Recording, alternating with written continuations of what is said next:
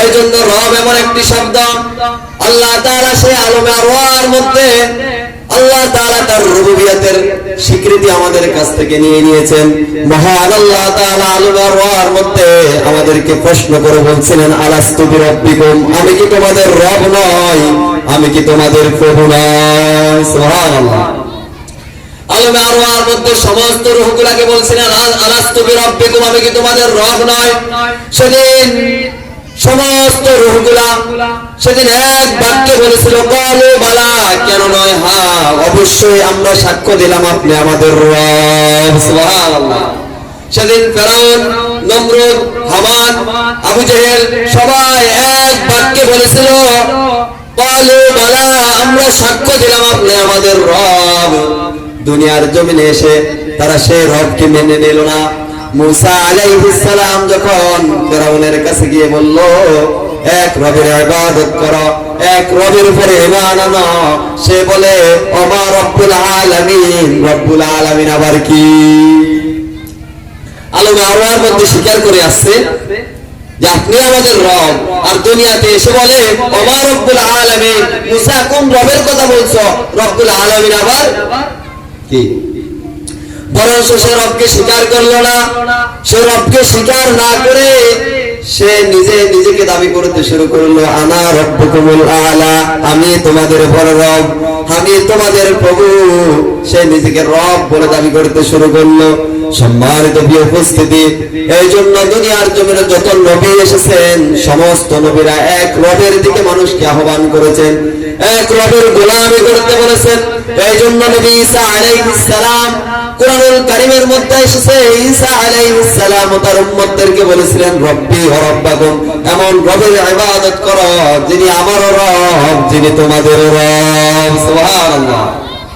সম্মানিত উপস্থিতি, তেমনি আমাদের নবী, আখির নবী, বিশ্ব নবী জনাবে মুহাম্মদুর রাসূলুল্লাহ সাল্লাল্লাহু আলাইহি ওয়াসাল্লাম এই পৃথিবীর সমস্ত মানুষগুলোকে আহ্বান করে বলছেন, ইয়া আইয়ুহান নাস, হে মানুষ, উবুদু রাব্বাকুম, ইবাদত করো কার? উবুদু রাব্বাকুম, ইবাদত করো তোমাদের রবের। কোন রবের ইবাদত করবা জানো? আল্লাযী খালাকাকুম, যিনি তোমাদেরকে সৃষ্টি করেছেন, ওয়াল্লাযীনা মিন ক্বাবলিকুম, এবং তোমাদের পূর্ববর্তীদেরকে যিনি সৃষ্টি করেছেন তার ইবাদত করো। তার ইবাদত যদি তোমরা করো, লাআল্লাকুম তাত্তাকুন, তাহলে তোমরা হতে পারবে মুত্তাকি। সুবহানাল্লাহ। রাসূল মানুষকে আহ্বান করে ডাক দিয়া বলছেন, ও আবুদু রাব্বাকুম, ইবাদত করো কার? রবের ইবাদত করো। সম্মানিত হাজিরিন, রবের ইবাদত করতে বলেছেন। এই দুনিয়ার জমিনে যারা রব হিসাবে আল্লাহকে মেনে নেবে, সেই রবের ইবাদত যারা এই দুনিয়ার জমিনে করবে, যারা রব হিসাবে আল্লাহ তাআলাকে স্বীকার করে নেবে, আল্লাহ তাআলা কোরআনুল কারীমের মধ্যে বলেন, ইন্নাল্লাযীনা ক্বালু রাব্বুনাল্লাহ, যারা বলে আমাদের রব হলেন আল্লাহ। আমাদের রব কে? আরো জোরে বলেন না, আমাদের রব কে? আল্লাহ সেই কথা বলতেছেন, ইন্নাল্লাযীনা ক্বালু রাব্বুনাল্লাহ, যারা বলবে আমাদের রব হলেন আল্লাহ। আর রব আল্লাহ এই কথা স্বীকার যারা করবে, তাদের উপর অনেক বালা মুসিবত আসবে, তাদের উপর অনেক অন্যায় অবিচার করা হবে। রব আল্লাহকে স্বীকার করতে গেলে তাদেরকে জেল জুলুমে যেতে হবে, জেল জুলুম করতে হবে, তাদেরকে ফাঁসির মঞ্চে যেতে হবে। রব আল্লাহকে স্বীকার করতে হলে তাদেরকে হুমকি দামকি দেওয়া হবে। তারপরও যারা রব আল্লাহর উপর ইস্তেকামত থাকবে, আল্লাহ বলেন সুম্মাস্তাকামু, জেল জুলুম নির্যাতনের পরও যারা রব আল্লাহকে যে স্বীকার করেছে, সে আল্লাহর উপর সুম্মাস্তাকামু, যারা ইস্তেকামত থাকবে, মহান আল্লাহ তাআলা বলেন, তাতানাজ্জালু আলাইহিমুল মালায়েকা, তাদের উপর আল্লাহর ফেরেশতাগণ নাজিল হয়ে যায়।